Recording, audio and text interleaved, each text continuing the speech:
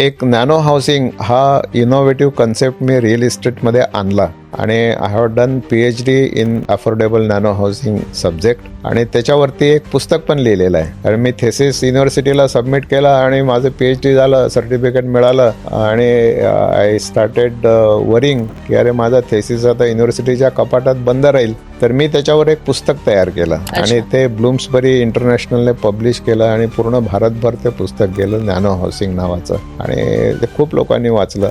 Nano housing was such a subject innovative. अनेकांनी त्यांचे plan बदलले, अनेकांनी त्यांची प्लिंथ तोडली आणि नवीन प्लॅन तयार केले. Lehman Brothers had fold, American investment bank जी होती 2008 मध्ये, आणि 2008 मध्ये हा नवीन सब्जेक्ट मी आणला. तेव्हा रिसेशन सगळीकडे आलं आणि त्या रिसेशनला मात करण्यासाठी काहीतरी तुम्ही इनोव्हेशन केलं पाहिजे आणि म्हणून नॅनो हाऊसिंग असं मी इनोव्हेशन हाऊसिंग कन्सेप्टमध्ये केलं. घराचा आकार छोटा केला, घराचा रेट कमी केला, त्याला 23 पॅरामीटर्स लावले, घराच्या आकाराला ऑप्टिमाइज केलं, रेटला ऑप्टिमाइज केलं आणि दोघेही 25% कमी करून घराची एकंदरीत किंमत 50% वर आणली. आणि when I launched my first nano housing project 750 घरांचा, तो 3 दिवसात बुक झाला.